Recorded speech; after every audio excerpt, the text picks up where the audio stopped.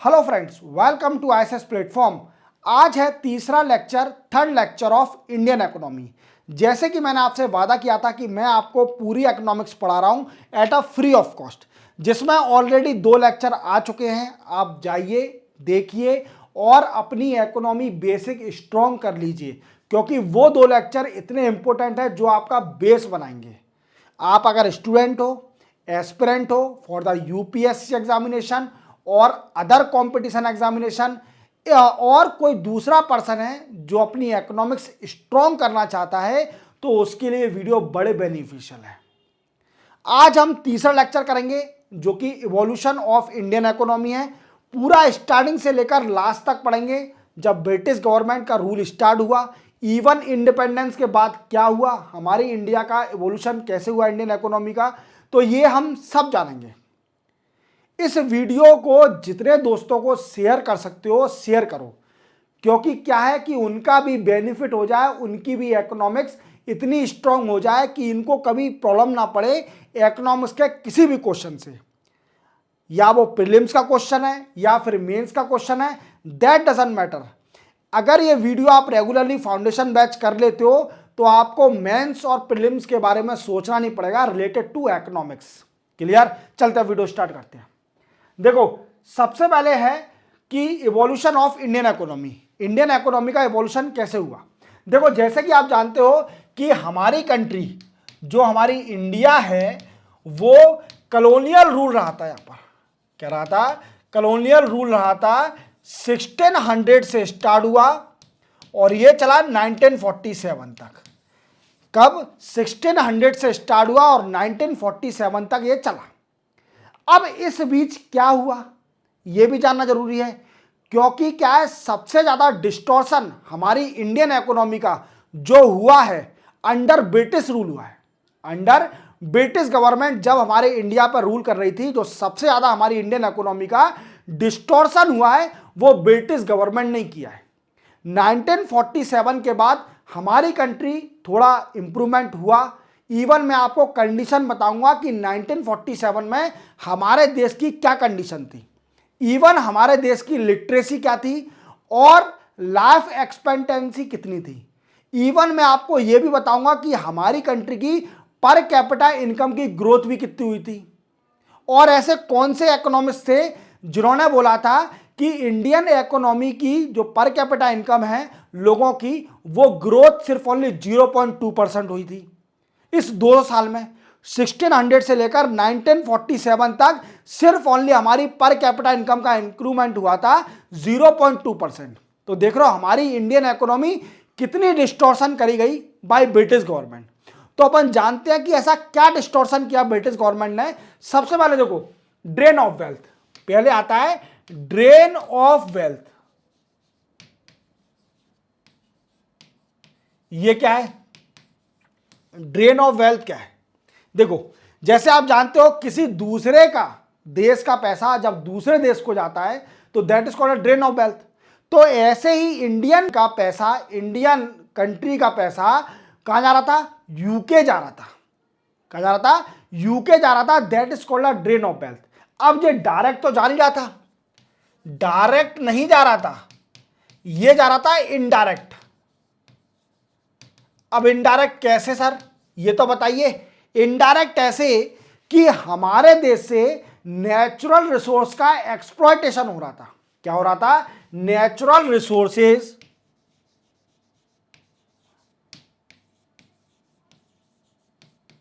और we can say raw material, raw material का exploitation हो रहा था। और एक्सप्लॉयटेशन होने के साथ ये जा रहा था यूके में। कहां पर जा रहा था? यूके में जा रहा था, यूनाइटेड किंगडम में जा रहा था। और यूनाइटेड किंगडम में आप जानते हो कि इंडस्ट्रियल रिवॉल्यूशन आ गया था। क्या आ गया था? Industrial revolution. और इंडस्ट्रियल रिवॉल्यूशन के साथ वो क्या करते थे? इसको रॉ मटेरियल को प्रोसेस्ड और फिनिश्ड प्रोडक्ट बनाते थे। क्या बनाते थे? फिनिश्ड प्रोडक्ट बनाते थे और इसको बनाने के साथ इंडिया में बेचते थे। क्या करते थे? इंडिया में बेचते थे।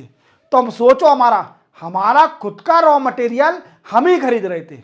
आप समझ रहे हो मेरी बात को कि यूके क्या कर रही थी, ड्रेन ऑफ वेल्थ कैसे कर रही थी कि हमारा खुद का रॉ मटेरियल वो वहां पर ले जाकर उसको प्रोसेस और फिनिश प्रोडक्ट बनाकर इंडिया में ही बेच रही थी।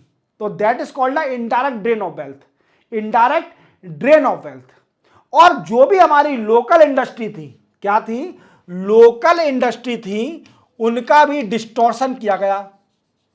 जो कि हमारी लोकल इंडस्ट्री थी, जो भी हमारे हैंडलूम थे, जो भी हमारे हैंडलूम थे, उनका डिस्टॉर्शन किया गया, उनको फिनिश किया गया। और जो पीजेंट थे, पीजेंट और लैंड ओनर, उनकी भी लैंड ओनरशिप छीनी गई। और जो पीजेंट को ऐसे परेशान किया गया कि उन पर टैक्स इतना इंपोज किया गया कि वो टैक्स अपनी जमीन से कमाया हुआ जितना भी पैसा उससे ज्यादा वो टैक्स भर रहे थे। तो that is called a drain of wealth, that is also a drain of wealth. जब इनडायरेक्टली पैसा कमाया जाता है दूसरे देश से और वो हमारे खुद के देश में, जब यूके अपने खुद के देश में भेज रहा था, that is called a drain of wealth.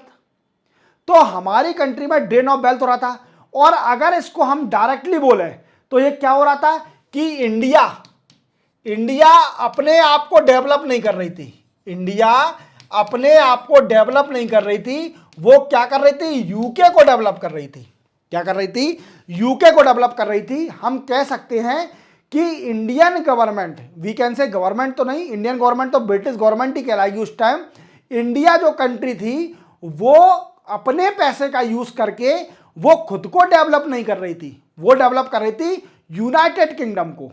और किसके जरिए, ब्रिटिश और कॉलोनियल रूल के जरिए, थ्रू कॉलोनियल रूल के जरिए वो यूके को डेवलप कर रही थी। तो यहां से हमारा डिस्टॉर्शन कई सारा हुआ, ड्रेन ऑफ वेल्थ हुआ। और इवन जो बड़ी बड़ी इंडस्ट्रियां बनती भी जा रही थी, जैसे शिपिंग की इंडस्ट्रीज, आयरन एंड स्टील की इंडस्ट्री, केमिकल इंडस्ट्री, ये सारी industry dominated by British government, dominated by British government. ये सारी इंडस्ट्री कौन डेवलप कर रहा था, ब्रिटिश गवर्नमेंट डेवलप कर रही थी इंडिया में। और वही डोमिनेट कर रही थी, क्योंकि क्या है कि रॉ मटेरियल को एक टाइम पर भेजने में भी यूके को प्रॉब्लम आ रही थी। तो वो ब्रिटिश क्या कर रही थी, उन्होंने सोचा क्यों ना हम यही इंडस्ट्री को सेटअप कर लें, जिससे क्या हो कि हम इंडिया का नेचुरल रिसोर्स का एक्सप्लॉयटेशन करके उसे फिनिश प्रोडक्ट इंडिया में ही बनाएं और इंडिया में ही बेचें, और जो पैसा कमाएं वो यूके भेजें। स्टार्टिंग में क्या किया उन्होंने, स्टार्टिंग में यह किया कि पहले रॉ मटेरियल का एक्सप्लॉयटेशन किया और उसको यूके भेजा, और यूके में फिनिश प्रोडक्ट और प्रोसेस करके इंडिया में बेचा। अब उन्होंने सोचा क्यों ना हम इसकी कॉस्ट को रिड्यूस करें, हम ऐसी इंडस्ट्री सेटअप कर दें इंडिया के अंदर, जिससे क्या हो कि हम रॉ मटेरियल का एक्सप्लॉयटेशन करें और उसी को प्रोसेस और फिनिश प्रोडक्ट बनाकर इंडिया में इंडिया के लोगों को ही बेचें। तो हमारी क्या है, जो बीच में जो कॉस्ट लग रही है ट्रांसपोर्टेशन की, वो बच जाएगी। तो ये बड़ा बेनिफिट हुआ ब्रिटिश को, और इसी को बोलते हैं इनडायरेक्टली ड्रेन ऑफ वेल्थ। क्या है, इनडायरेक्टली ड्रेन ऑफ वेल्थ। तो मैंने कैसे बताया कि जब 1600 से लेकर 1947 तक कॉलोनियल रूल था, और कॉलोनियल रूल में इंडिया की ग्रोथ नहीं हुई, इंडिया के रॉ मटेरियल और इंडिया के पैसे से यूके को डेवलप किया गया। यूके जो आज डेवलप है ना, उसमें हमारे इंडिया का बड़ा कंट्रीब्यूशन है। याद रखना, यूके में बड़ा ही कंट्रीब्यूशन है हमारे इंडिया का, क्योंकि यूके में जितना भी पैसा अधिकतर दिख रहा है ना, वो इंडिया का है। क्योंकि इंडिया सोन चिड़िया था। क्या था इंडिया, इंडिया को सोन चिड़िया बोला जाता था। और ये सोन चिड़िया को बर्बाद किसने किया, ब्रिटिश गवर्नमेंट ने। ब्रिटिश गवर्नमेंट यहां पर आई, इसको सोन चिड़िया से कौवा बना दिया इंडिया को। अब हमारे जो देश के लीडर थे, बड़े बड़े जो देश के लीडर, उन्होंने क्या किया, अब वो इस कौवे को सोन चिड़िया कैसे बनाएंगे, that is a matter.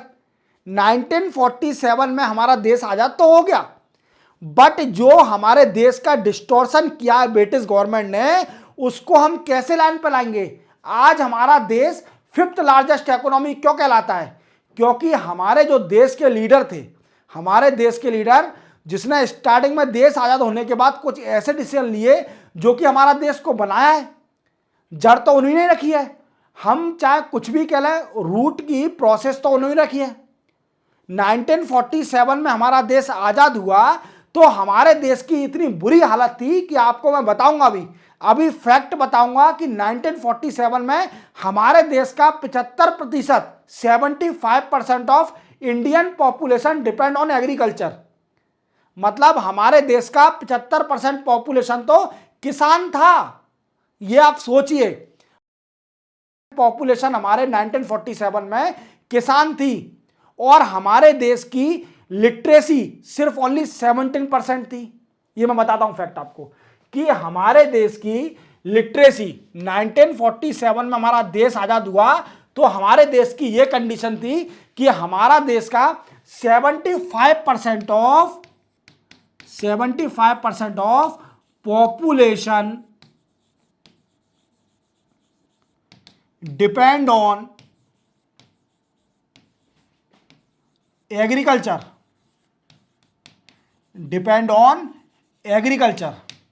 Then after हमारे देश की उस टाइम लिटरेसी सिर्फ ओनली 17% थी और इसी के साथ हमारे यहां पर लाइफ एक्सपेक्टेंसी सिर्फ ओनली 37.5 ईयर थी। मतलब लाइफ एक्सपेक्टेंसी सिर्फ ओनली 37.5 ईयर थी। यह हमारे देश की हालत थी जब हमारा देश आजाद हुआ। 1947 में हमारा देश इतना गरीब था कि इसमें खाने के लाले पड़े हुए थे हमारे देश के। ब्रिटिश गवर्नमेंट ने इतना लूटा हमको, इतना लूटा कि इतना पैसा ले गए हमारे देश से वो। और जो यूके जो दिख रहा है ना, लंदन, और जो आप देखते हो, ये हमारे देश से ही बना हुआ है। ये हमारे देश से ले जाकर बनाया हुआ है लंदन। आज लंदन का जो डेवलपमेंट है ना, हमारे देश का पैसा है वो, ये भी याद रखना। तो ब्रिटिश गवर्नमेंट ने इंडिया की वो हालत कर दी थी कि इंडिया के 1947 में जब देश आजाद हुआ तो उसकी वो हालत थी कि इवन हमारे 75% पॉपुलेशन डिपेंड थी एग्रीकल्चर पर। और जो हमारे देश की लिटरेसी थी 1947 में, जो आज हम कहते हैं कि हमारे देश की लिटरेसी 78% तक है, तो हमारे देश की लिटरेसी कितनी थी पता है आपको? हमारे देश की लिटरेसी 17% थी। मैं आपको बता रहा हूं, हालांकि अभी नया डेटा सेंसस आएगा तो उसमें देखना आप, हमारे देश की लिटरेसी 80% से ऊपर जाएगी, क्योंकि जो उसका फाइंड आउट करने का तरीका है ना, वो बड़ा ही लो लेवल का है। क्लियर? तो वो मैं आपको बताऊंगा जब डिटेल में कभी एजुकेशन के पढ़ाऊंगा, तब आपको बताऊंगा। तो हमारे देश की 1947 में ये हालत थी। अब क्या हुआ, ये तो हो गया, ब्रिटिश गवर्नमेंट चली गई। अब हमें सोचना है कि हमारे देश की इकोनॉमी को कैसे बढ़ाना है, हमारे देश की इकोनॉमी को कैसे एनहांस करना है, दैट इज अ मैटर। और ये डिबेट बन गया बिटवीन जो बड़े बड़े लीडर थे, जो कि जैसे जवाहरलाल नेहरू, जो कि पहले प्रधानमंत्री हैं हमारे देश के, उनके बीच में, और कई सारे बड़े बड़े लीडरों के बीच में डिबेट बन गया कि हमारे देश को कैसे बढ़ाया जाए, हमारे देश को की ग्रोथ कैसी करी जाए। तो ये हम आगे समझते हैं। देखो, जैसे कि आप जानते हो कि बिफोर इंडिपेंडेंस क्या था, ये कई सारे क्वेश्चन क्रिएट हुए इंडिपेंडेंस के टाइम। जब हमारा देश आजाद हुआ तो कई सारे क्वेश्चन अराइज हुए अमॉन्ग लीडर, जो बड़े बड़े लीडर थे, जिन्होंने फ्रीडम फाइटर थे, जो देश को आजाद करने के लड़े, उनके बीच में कई सारा क्वेश्चन अराइज हो गए कि हमारे देश को कैसे आगे बढ़ाया जाए। तो सबसे पहला क्वेश्चन था, state government should be given a direct responsibility for development. क्या है कि सबसे पहला क्वेश्चन क्या था कि जो हमारी सरकार है, जो स्टेट गवर्नमेंट बनेगी या फिर गवर्नमेंट बनेगी, जो सेंट्रल गवर्नमेंट बनेगी, क्या उसको रिस्पॉन्सिबिलिटी देना चाहिए, देश को बढ़ाने की रिस्पॉन्सिबिलिटी सरकार को देना चाहिए कि नहीं देना चाहिए? यह सबसे बड़ा क्वेश्चन। पहला क्वेश्चन क्या बना कि जो स्टेट गवर्नमेंट है, सेंट्रल गवर्नमेंट है, उसको, भारत को, इंडिया को डेवलप करने के लिए इसकी रिस्पॉन्सिबिलिटी देना चाहिए कि नहीं देना चाहिए। पहला क्वेश्चन ये हो गया। दूसरा क्वेश्चन बना, एम्बिशियस और vital role to be assign to the public sector. देखो, आप जानते हो कि हमारे इंडिया में कई सारे पीएसयू है, पब्लिक सेक्टर अंडरटेकिंग। अब दूसरा क्वेश्चन ये बना कि जो मेन काम है, जैसे कुछ भी वेलफेयर हो गया, या वेलफेयर तो स्टेट गवर्नमेंट ही करती है, जैसे कुछ भी प्रोडक्ट हो गया, वो पीएसयू पब्लिक सेक्टर अंडरटेकिंग को देना चाहिए, पब्लिक सेक्टर कंपनी को सेटअप करना चाहिए इंडस्ट्री को, और उनको मेन वर्क देना चाहिए कि नहीं देना चाहिए? That is the second question. Third question क्या बना? Necessity for the development of heavy industry. देखो आप जानते हो कि हमारे इंडिया में कई सारी इंडस्ट्री हैं और कोर इंडस्ट्री बोली जाती है, और ऐसी कुछ इंडस्ट्रियां जो हैवी इंडस्ट्री बोली जाती है। तो तीसरा क्वेश्चन क्या बना कि क्या इंडिया के अंदर हैवी इंडस्ट्री सेटअप होना चाहिए? तीसरा क्वेश्चन ये बना। Fourth question, discouragement for foreign investor means, देखो क्या है कि वैसे ही हम डरे हुए थे क्योंकि ब्रिटिश गवर्नमेंट ने हमारे पर कितना राज किया, और हम फॉरेन इन्वेस्टर से डरे हुए थे कि फॉरेन इन्वेस्टर पहले आएगा फिर हमारे देश पर फिर से कब्जा कर लेगा। तो क्या है कि फॉरेन इन्वेस्टर की एंट्री को हम क्लोज कर दें। तो चौथा क्वेश्चन क्या बना कि जितने भी फॉरेन इन्वेस्टर हैं उनकी एंट्री को क्लोज करा जाए। देन आफ्टर नेक्स्ट क्वेश्चन बना the need for economic planning. आप जानते हो कि हमारे इंडिया में पहले क्या था? प्लानिंग कमीशन था, और प्लानिंग कमीशन क्या करता था? 5 ईयर प्लान निकालता था। क्या निकालता था? 5 ईयर प्लान निकालता था, और ये 5 ईयर प्लान ही मेन बिल्डिंग बनाते थे, कंट्री की इकोनॉमी बताते थे कि 5 साल में कंट्री क्या करेगी। That is the main question. ये सारे क्वेश्चन इंडिया के सामने क्रिएट हुए कि इंडिया को क्या है, देश को कैसे बढ़ाना है, क्योंकि 1947 में हमारे देश की वो हालत थी ना। आप मतलब अपन तो बहुत अच्छे हैं, अपन जो अभी रह रहे हैं ना, ये मतलब हमारा देश 5th लार्जेस्ट इकोनॉमी है। आपको पता नहीं है उस टाइम क्या हालत थी। 1947 में लोगों पर खाने के पैसे नहीं थे, पहनने की तो छोड़ो, लोगों पर जब देश आज़ाद हुआ था हमारा, तो वो गरीबी थी जिसको अपन ह्यूज अमाउंट ऑफ गरीबी बोलते हैं, वो गरीबी थी। आज हमारी कंडीशन इतनी अच्छी है क्योंकि हमारे जो फ्रीडम फाइटर थे, जो लीडर थे, उनने कितने अच्छे अच्छे डिसीजन लिए होंगे, जिस कारण ये 70 और 80 साल में हमारा देश जो डेवलप हुआ है, ये सिर्फ ओनली उनके डिसीजन ही है। क्योंकि आप जानते हो कि जड़ जो होती है वही मेन होती है। एक परिवार में, एक आपके घर में एक मेंबर ऐसा होगा जिसने जड़ रखी होगी, अपने आपके घर की जड़ रखी होगी, और उसी जड़ के कारण वो पूरा घर उठा हुआ है। क्या है कि एक पर्सन, आपके हर किसी घर में एक पर्सन ऐसा होता है जो बेस होता है। क्या होता है? बेस होता है, जो पूरी घर की नींव रखता है। वो पूरा मेहनत करके अपने घर को बढ़ाता है, ठीक है, सबको आगे बढ़ाता है, क्लियर, सभी को आगे एनर्जी देता है, बूस्टर देता है। तो ऐसा एक पर्सन हर घर में होता है, क्लियर। इवन मेरे घर में भी है, आपके घर में भी एक ना एक कोई पर्सन होगा जो आपके घर का रूट रखने वाला होगा, जिसने नींव रखी होगी। और आज आप पैसे वाले हो तो उन्हीं का कारण हो, क्योंकि उन्होंने नींव रखी है। तो क्या है कि जो देश की नींव रखी थी 1947 में, वो हमारे फ्रीडम फाइटर थे, जवाहरलाल नेहरू थे। उन्हीं के डिसीजन कारण आज हमारा देश इतना प्रोग्रेस कर रहा है। अब कुछ लोग बोलते हैं कि जवाहरलाल नेहरू नहीं होते, अगर सरदार पटेल होते तो हमारे देश की कंडीशन और अच्छी होती। देखो ये बात ध्यान रखना, कभी भी ये मत करो होती या ना होती, जो है प्रेजेंट है उस पर बिलीव करो, जो है उस पर बिलीव करो। कभी भी ये मत सोचो कि ये होता तो मैं ये होता, वो कभी नहीं होगा, ठीक है। जवाहरलाल नेहरू ने जो डिसीजन लिया वो कभी चेंज नहीं हो सकते। अब 1947 में आप जा तो सकते नहीं हो कि भैया जवाहरलाल नेहरू को हटा के सरदार पटेल को बना दो, तो ऐसा तो होगा नहीं। ये सब बकवास करते हैं। हमें याद रखना है कि जवाहरलाल नेहरू साहब ने कौन कौन से डिसीजन लिए 1947 में, जिससे हमारा देश आज 5th लार्जेस्ट इकोनॉमी कह रहा है, क्लियर। तो मैंने आपको बताया कि कौन कौन से क्वेश्चन क्रिएट हुए इंडिया के सामने जब देश आजाद हुआ, क्लियर। चलते अपन आगे। अब नेक्स्ट है प्राइम मूविंग फोर्स। क्या होता है प्राइम मूविंग फोर्स? क्या होता है? देखो जैसे जानते हो, प्राइम माने मेन, प्राइम माने होता है मेन। और क्या है कि जो फोकस जिस चीज पर ज्यादा फोकस कराए और जिसको बेस माने, तो वो होता है प्राइम मूविंग फोर्स। तो क्या हुआ कि बड़े बड़े लीडरों में डिस्कशन स्टार्ट हो गया कि हम एग्रीकल्चर को प्राइम मूविंग फोर्स बनाएं कि इंडस्ट्री को प्राइम मूविंग फोर्स बनाएं। एग्रीकल्चर को क्यों बोल रहे थे? क्योंकि 75% of the population depend on agriculture, और ये इंडियन इकोनॉमी पूरी उस टाइम 1947 में एग्रीकल्चर पर चलती थी। और इंडस्ट्री को इसलिए बोल रहे थे क्योंकि इंडस्ट्री बेस बनाएगी, इंडस्ट्री बेस बनाएगी, और इंडस्ट्री को माना जाता था कि ये कंट्री की ग्रोथ है। अगर किसी भी कंट्री को ग्रोथ करना है अच्छी, तो इंडस्ट्री को प्राइम मूविंग फोर्स बनाओ। तो ये कई सारे पॉइंट डिस्कशन स्टार्ट हुए। अब बताता हूं कि इंडस्ट्री को क्यों नहीं बना रहे थे। देखो, इंडस्ट्री को क्यों नहीं बना रहे थे, क्योंकि हमारे पास इंफ्रास्ट्रक्चर नहीं था। इंफ्रास्ट्रक्चर और इंफ्रास्ट्रक्चर इंडस्ट्रीज नहीं थी, इसलिए हम सोच रहे थे कि एग्रीकल्चर को हम बनाए प्राइम मूविंग फोर्स। क्या सोच रहे थे? एग्रीकल्चर को हम प्राइम मूविंग फोर्स क्यों बनाए? क्योंकि हमारे पास इंफ्रास्ट्रक्चर नहीं था, और इंफ्रास्ट्रक्चर के साथ इंफ्रास्ट्रक्चर इंडस्ट्री भी नहीं थी। तो ये सबसे बड़ी प्रॉब्लम थी, क्लियर, इंडस्ट्री को प्राइम मूविंग फोर्स बनाने की। Then after lack of investable capital, हमारे पास इतना कैपिटल नहीं था कि हम इंडस्ट्री को प्राइम मूविंग फोर्स बनाएं। तीसरा क्या है कि लैक ऑफ टेक्नोलॉजी और नो रिसर्च एंड डेवलपमेंट, मतलब हमारे पास इतनी टेक्नोलॉजी नहीं थी, इतनी मशीन नहीं थी कि हम इंडस्ट्री को प्राइम मूविंग फोर्स बनाएं, या फिर हमारी कंट्री में इतना रिसर्च एंड डेवलपमेंट नहीं था।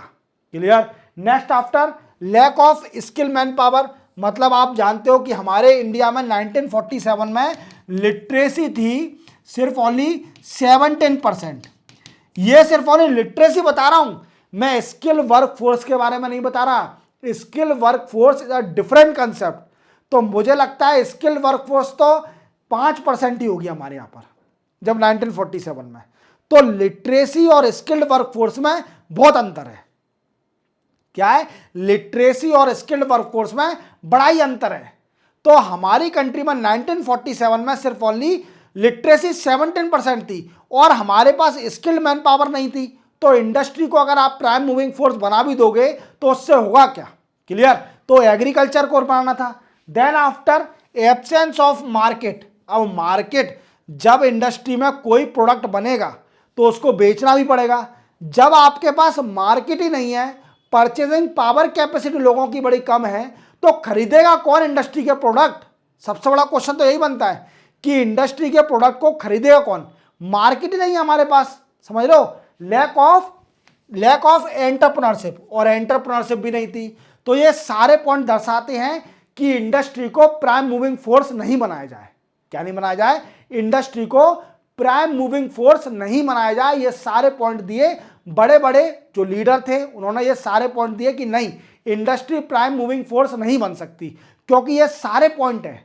इंडिया के पास ये सब कुछ नहीं है। जो मेन रहता है, प्री रिक्विस्टिक रहता है कि हाँ इंडस्ट्री को सेटअप करने के लिए ये तो मेन चाहिए ही चाहिए। समझ रहे हो मेरी बात को? चलते अपन आगे। देन आफ्टर एग्रीकल्चर, एग्रीकल्चर को प्राइम मूविंग फोर्स क्यों बनाया जाए, ये भी क्वेश्चन बना कि अब उनसे पूछा गया, चलो ठीक है, आप इंडस्ट्री की मना कर रहे हो कि प्राइम मूविंग फोर्स इंडस्ट्री को नहीं बनाएंगे, बट एग्रीकल्चर को प्राइम मूविंग फोर्स क्यों बनाए? ऐसा क्या कारण है? तो देखो, प्राइम मूविंग फोर्स क्यों बनाए, सबसे पहला कारण क्या है कि हमारे यहाँ पर जो एग्रीकल्चर पर जो कि पॉपुलेशन डिपेंडेंट थी वो थी 75%। क्या थी? 75% population dependent on agriculture at the time of 1947। समझ रहे हो मेरी बात को? तो दूसरे पॉइंट क्या है? Fertile land. क्या है कि 1947 में हमारे देश में उपजाऊ जमीन थी। क्या थी? फर्टाइल लैंड थी, उपजाऊ जमीन थी, और खेती अच्छी हो सकती थी। तो बड़े बड़े लीडरों ने बोला कि एग्रीकल्चर को प्राइम मूविंग फोर्स बनाओ। पहला पॉइंट क्या बोला कि फर्टाइल लैंड है हमारे इंडिया में, तो फर्टाइल लैंड से क्या होगा कि अच्छी खेती होगी हमारे देश में। क्लियर। दूसरा पॉइंट बोला गया कि human do not need higher training. अगर कोई भी आदमी किसानी कर रहा है, किसानी क्यों करता है? क्योंकि किसानी वो इसलिए करता है क्योंकि वो पढ़ा लिखा नहीं है। जो पढ़ा लिखा नहीं है वो किसानी करता है, या फिर पढ़ा लिखा है तो उसमें पूर्वजों की बहुत जमीन है तो वो किसानी कर रहा है। बट उसके लिए आपको किसानी करने के लिए हालांकि उस टाइम ट्रेनिंग नहीं चाहिए, कि हायर लेवल की ट्रेनिंग चाहिए किसानी करने के लिए। क्योंकि क्या है, अब ट्रेनिंग चाहिए क्योंकि क्या है कि अब नई नई टेक्नोलॉजी आ गई है, मैकेनाइजेशन हो गया है एग्रीकल्चर का। तो क्या है कि अब ट्रेनिंग चाहिए। उस टाइम 1947 में किसानों को ट्रेनिंग नहीं चाहिए। अगर आप पढ़े लिखे नहीं हो तो किसानी कर लो। Clear. Then after only organizing land owner, irrigation और अदर इनपुट टू एग्रीकल्चर। तीसरा पॉइंट क्या बोला कि हमें ज्यादा मेहनत करने की जरूरत नहीं है, सिर्फ ओनली इंडिया को क्या करना पड़ेगा? इरिगेशन देना पड़ेगा, लैंड ओनरशिप डिसाइड करनी पड़ेगी, और इनपुट देना पड़ेगा एग्रीकल्चर को, तो ही एग्रीकल्चर प्राइम मूविंग फोर्स बन जाएगी। अब ये डिबेट तो छिड़ गया कि एग्रीकल्चर को बनाया जाए प्राइम मूविंग फोर्स या इंडस्ट्री को बनाया जाए। तो ये डिस्कशन बड़ा ही हुआ, क्योंकि जो बड़े बड़े डिबेटर थे उन्होंने बोला कि इंडस्ट्री के लिए कई सारे पॉइंट चाहिए हमें, इंडस्ट्री को प्राइम मूविंग फोर्स बनाने के लिए, और एग्रीकल्चर को प्राइम मूविंग फोर्स बनाने के लिए ये सारे पॉइंट चाहिए। क्लियर? तो उन्होंने बताया कि एग्रीकल्चर सुटेबल क्यों है प्राइम मूविंग फोर्स बनने के लिए, तो मैंने पॉइंट बता दिए। चलते अपन आगे। अब क्या हुआ कि इंडस्ट्री को क्यों बनाया? अब क्या हुआ, जवाहरलाल नेहरू साहब बोले कि नहीं, एग्रीकल्चर नहीं बनेगा prime moving force, prime moving force industry बनेगी, इंडस्ट्रीज बनेगी। अब जवाहरलाल नेहरू साहब ने ऐसा क्या पॉइंट दिए, उन्होंने ऐसा क्या बोला कि इंडस्ट्री को ही प्राइम मूविंग फोर्स क्यों बनाया? सबसे बड़ा क्वेश्चन बनता है कि इतने सारे डिबेट होने के बाद, इतने सारे पॉइंट देने के बाद जवाहरलाल नेहरू साहब ने, जो हमारे देश के पहले प्रधानमंत्री थे, उन्होंने मन में क्या आया ऐसा कि उन्होंने इंडस्ट्री को ही प्राइम मूविंग फोर्स बनाया? तो इसके कई सारे पॉइंट हैं। पहला पॉइंट है for modernisation of agriculture mechanisation.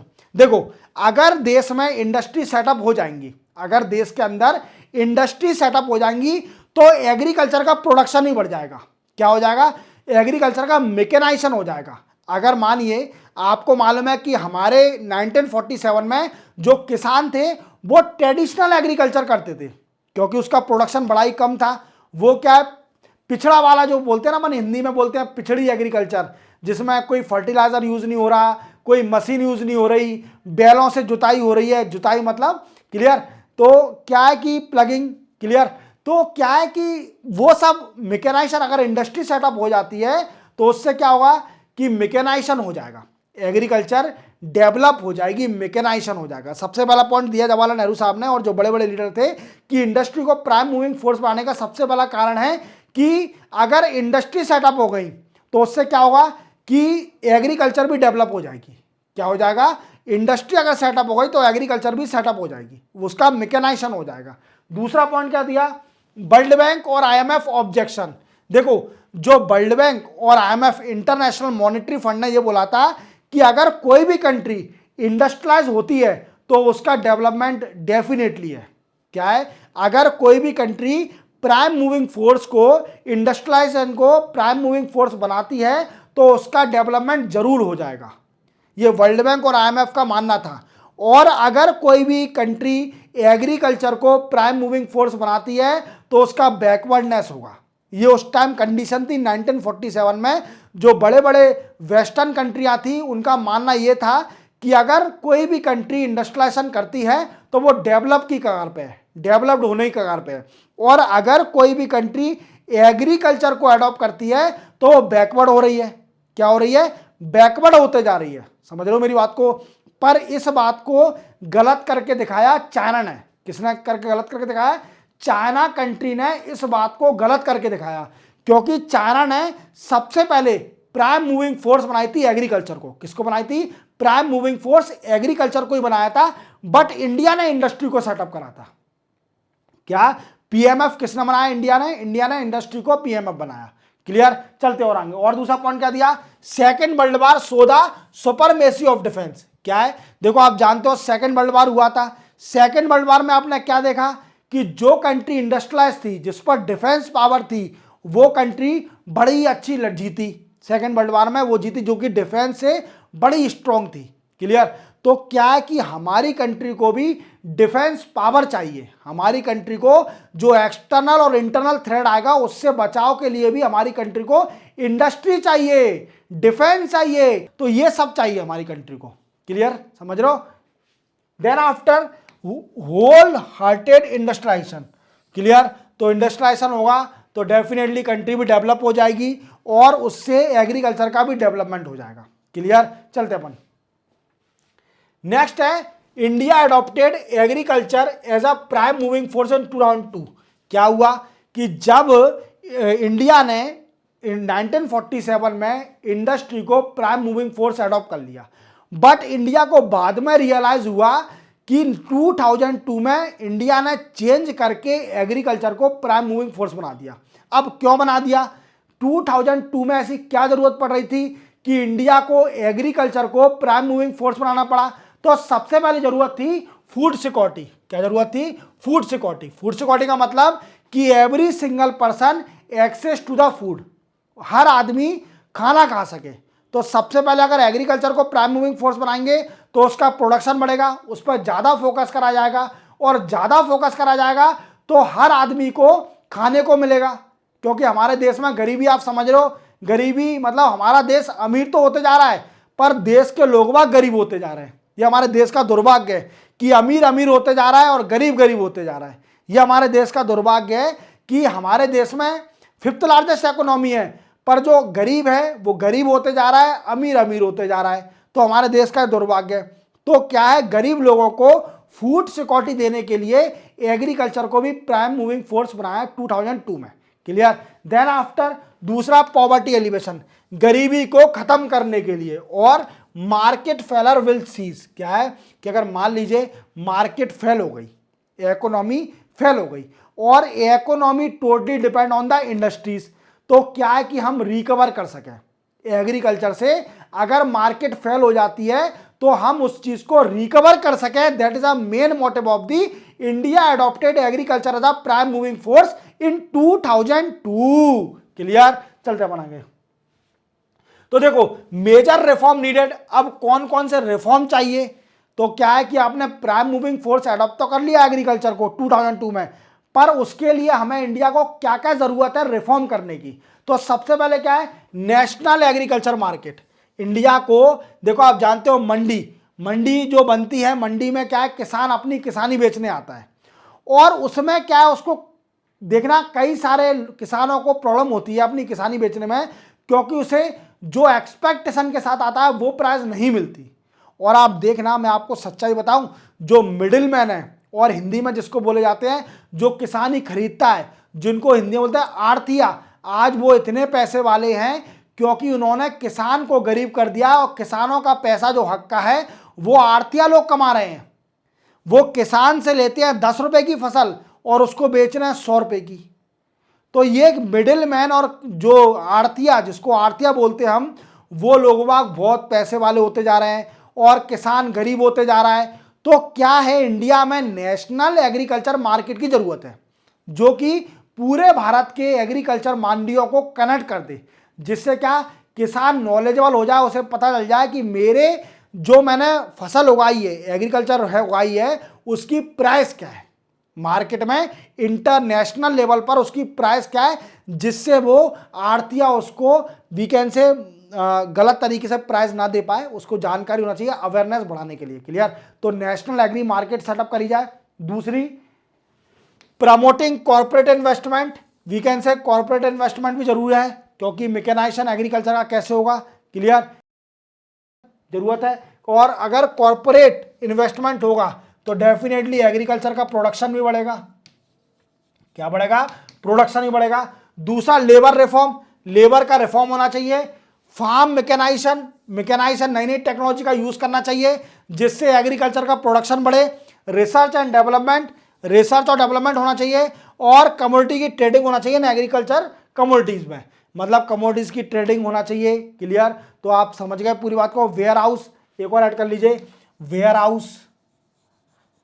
Houses, cold storage, ये भी इंडिया में सेटअप होना चाहिए जिससे क्या है कि एग्रीकल्चर की प्रोडक्टिविटी बढ़ सके। क्लियर? तो इसी के साथ ये भी लेक्चर कंप्लीट होता है, 3rd लेक्चर। मिलेंगे हम 4th लेक्चर में। इकोनॉमिक्स आपकी इतनी स्ट्रॉन्ग करा दूंगा, ये मेरी गारंटी है, लेक्चर वाइज लेक्चर। तो आप अपने दोस्तों को शेयर करें इस वीडियो को जिससे उनकी इकोनॉमी स्ट्रांग हो सके। समझ रहे हो मेरी बात को? तो मिलेंगे हम नेक्स्ट लेक्चर में, तब तक के लिए जय हिंद।